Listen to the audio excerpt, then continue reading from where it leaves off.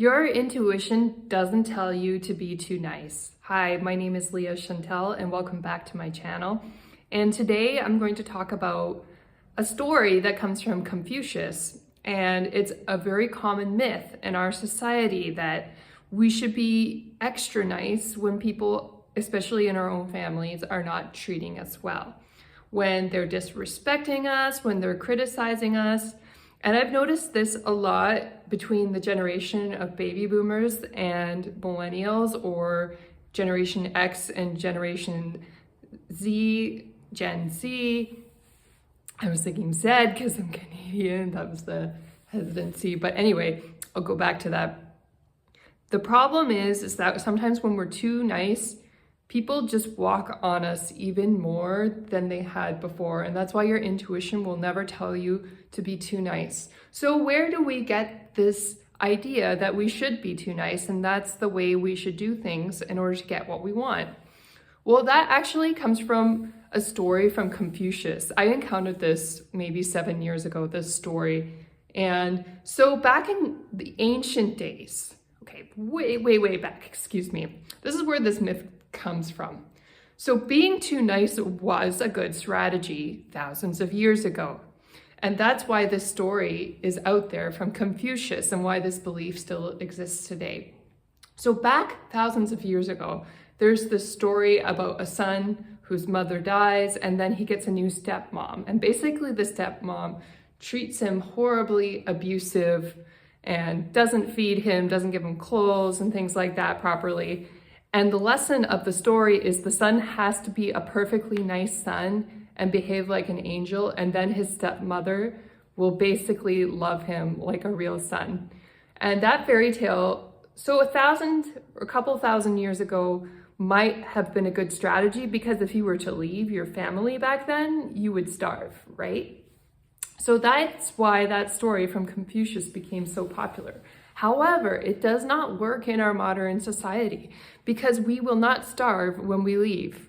And actually, it's a good thing sometimes when we leave, when relationships are too negative and too negatively charged.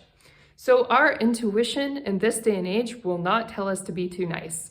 It's possible that it did thousands of years ago because the alternative was to starve if we left our narcissistic family behind.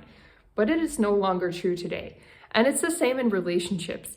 You need to be really careful, especially ladies dating gentlemen, but actually I've heard that it happens the other way around too with gentlemen dating ladies, is that sometimes we encounter narcissistic people. So because everybody's open and all on the apps these days, the chances of bumping into a narcissistic person on the app have gone up. Whereas people in society thousands of years ago, we kind of knew as a society who the narcissistic was, and we found like a productive, healthy way to kind of like, they're in society, but we're kind of like avoiding them. You know what I mean? But with everything being open on the apps these days, you're likely to bump into a toxic person sooner or later. And you have to understand that your strategy that you grew up with in religion of being too nice, I'm not saying it never works. Occasionally it works on other nice people, but sooner or later you will bump into somebody who is not so nice. And it's very important that we don't keep adding narcissistic supply to their ego, by continuing to be nice and continuing to be subservient when they're behaving badly. And that's why our intuition will tell us not to be too nice to others when they're treating us badly. And we all have bad moments in our lives.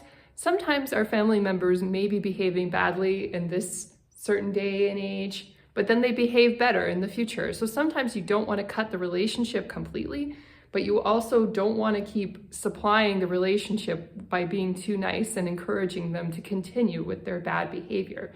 And that's why our intuition will tell us not to be too nice, even though sometimes religious teachings or ancient philosophies will actually encourage us to be too nice. I think those teachings came from times when people would starve, when they literally needed their family to survive. And so a narcissistic person in your life was better than starving. So yes, in that case, it made sense. But in the modern era, the day and age that we live in now, it doesn't really make sense anymore. And that's why we need to let go of being nice. And I can tell you a couple of stories of really sweet kids, like millennials and Gen Z, and they're baking like this cake for their parents to try to win their approval on their birthday, to try to treat them well. And basically the narcissistic parent is just like, I don't care that you baked me a cake, thanks. They have fun that day and then they don't say thank you. They don't acknowledge you for doing the nice thing, or maybe it was something bigger than that. Maybe you were really helping out with a wedding and you prepared like a really nice slideshow presentation and basically made the wedding a more pleasant surprise for the bride and groom. And they're just like, we don't really care. We're too busy doing our lives and doing our thing, and so it's very important not to overgive or be too nice. When we give something, it's very important to give to just give. And so if people are going to behave like that and they just fluff it off and they don't say thank you, that it's not going to destroy your heart. If it's going to destroy your heart, then don't do it. Set a boundary. If you really care about a person and you're going to feel really sad if they don't acknowledge you after you've done nice things for them, then don't do the nice thing for them. If you don't really care, then sure, you can do it just because you don't care. And that's probably a good space to be in, is to give from a place where you don't care. But otherwise, if you're not there, you should just give nothing when you're feeling very emotional and very attached to the result of what's going to come after you give. And that goes for dating and relationships too. If you're the type of person where you're like, I absolutely must get married, then don't give too much when you're dating. Like, don't sleep with people, don't be nice to them, just watch their character and see how they are rather than do those things.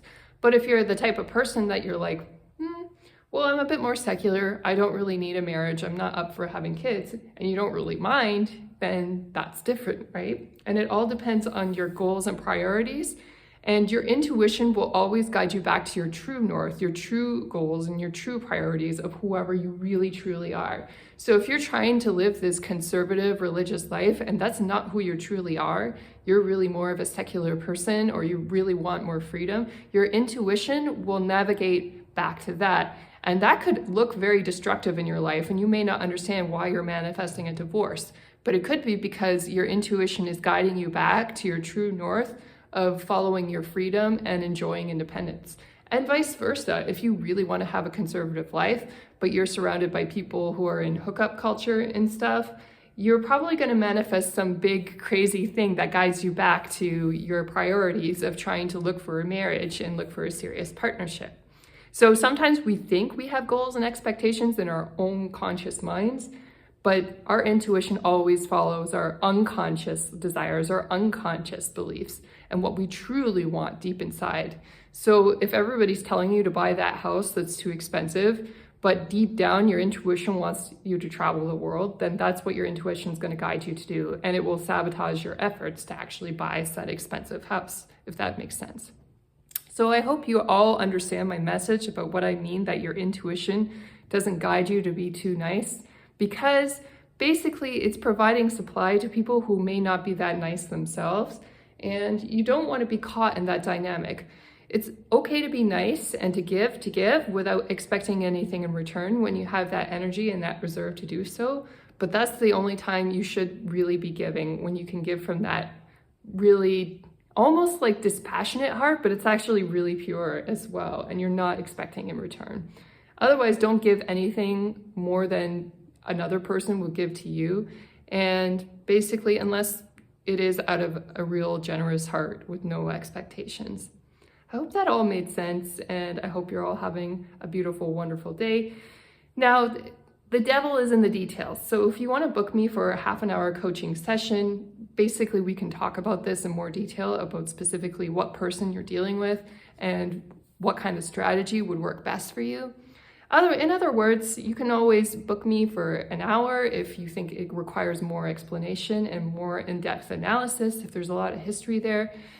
And if you're good with where you're at, then definitely press like if you liked the video, and click subscribe if you want to see more videos from me like this in the future. And I'll keep posting regularly. I'm really excited to talk about all of these things with you, and I hope you're all having a wonderful, beautiful week. Take care.